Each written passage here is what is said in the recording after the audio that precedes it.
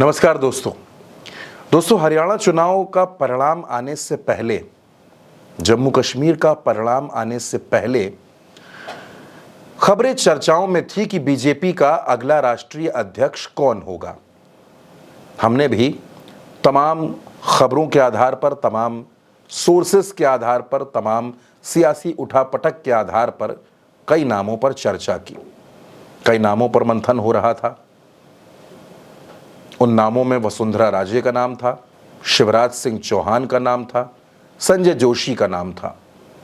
लेकिन दोस्तों, भारतीय जनता पार्टी जब से हरियाणा का चुनाव जीती है, हरियाणा का चुनाव जीतने के बाद जो कुछ नाम रेस में थे, वो नाम लगभग पीछे छूट गए हैं। शिवराज सिंह चौहान, केशव प्रसाद मौर्य, ये वो नाम हैं जो अब बीजेपी अध्यक्ष बनने की रेस में कहीं से भी शामिल नहीं है। अब आपके मन में यह सवाल होगा कि आखिर बीजेपी का अगला अध्यक्ष आखिर कौन बनेगा, या फिर कौन से वो नाम हैं जो अचानक रेस में तेज हो गए हैं। तो दोस्तों, आज उन नामों के बारे में बात करेंगे कि बीजेपी में अचानक ये नाम कहां से चर्चाओं में आ गए। दोस्तों, बीजेपी अध्यक्ष बनने की रेस में फिलहाल जो 3 नए नाम सामने आए हैं, आज उन पर बात करेंगे। एक नाम अनुराग ठाकुर का है। अनुराग ठाकुर हिमाचल प्रदेश से आते हैं, देवभूमि है।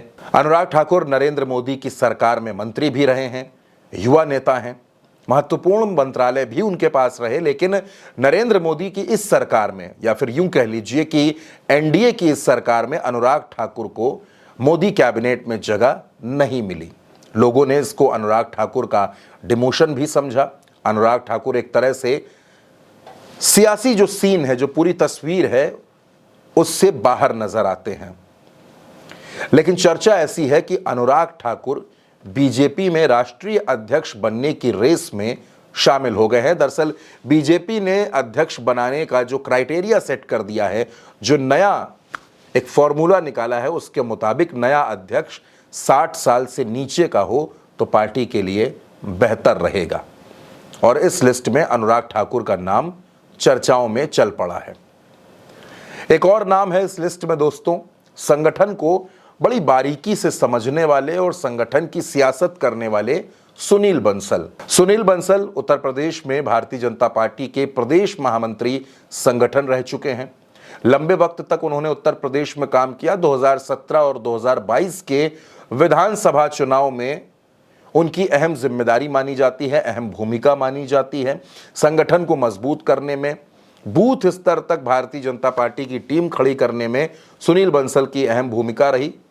राजस्थान से ताल्लुक रखते हैं सुनील बंसल, और सुनील बंसल नरेंद्र मोदी और अमित शाह दोनों के तो करीबी हैं ही, संघ में भी मजबूत पकड़ रखते हैं। दोस्तों, इस वक्त भी वो बीजेपी में राष्ट्रीय पदाधिकारी हैं। कई अहम राज्यों का जिम्मा भी उनके पास है। ऐसे में सुनील बंसल के नाम की भी चर्चाएं बड़ी तेज चल रही हैं।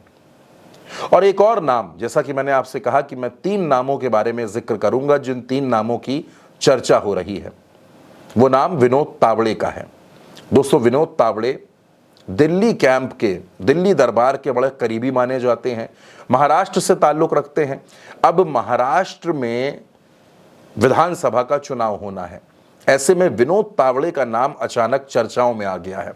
बीजेपी जानती है कि कई बार फैसलों को ना लेना, सिर्फ फैसलों का जिक्र कर देना फायदेमंद हो सकता है।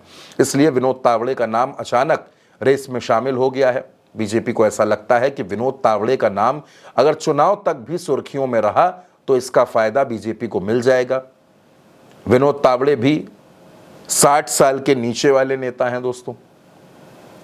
और विनोद तावड़े, सुनील बंसल, अनुराग ठाकुर, ये 3 नाम अचानक उस वक्त रेस में आ गए हैं जब बीजेपी में तमाम सीनियर नेताओं के नाम की चर्चा चल रही थी, जिसमें शिवराज सिंह का नाम था, वसुंधरा का नाम था, संजय जोशी का नाम था, नितिन गडकरी का नाम था। इन तमाम नामों के बीच में अचानक इन 3 नेताओं का, आप कह सकते हैं भारतीय जनता पार्टी में जो एक सेकेंड लाइन पॉलिटिक्स है, उसमें जो नेता संगठन की राजनीति कर रहे हैं, चाहे सुनील बंसल हो, चाहे विनोद तावड़े हों, इन लोगों के नाम अचानक सुर्खियों में आ गए हैं।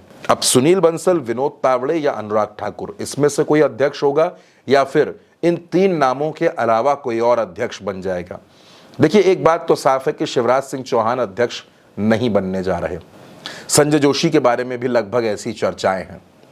अब कहा यह जा रहा है कि राजस्थान से नया अध्यक्ष हो सकता है, लेकिन अगर उम्र के मानक को उसमें जोड़ दीजिए तो वसुंधरा उस रेस से अपने आप बाहर हो जाती हैं और फिर नाम ऊपर हो जाता है सुनील बंसल का।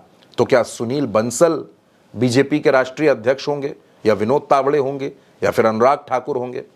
अब इन तीनों में से कोई भी हो सकता है, या फिर इन तीनों से इतर भी कोई हो सकता है।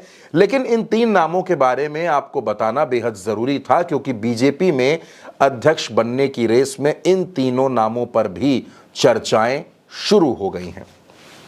अब दोस्तों, क्या होगा बीजेपी के राष्ट्रीय अध्यक्ष का नाम? कौन होगा वो? किस राज्य से होगा?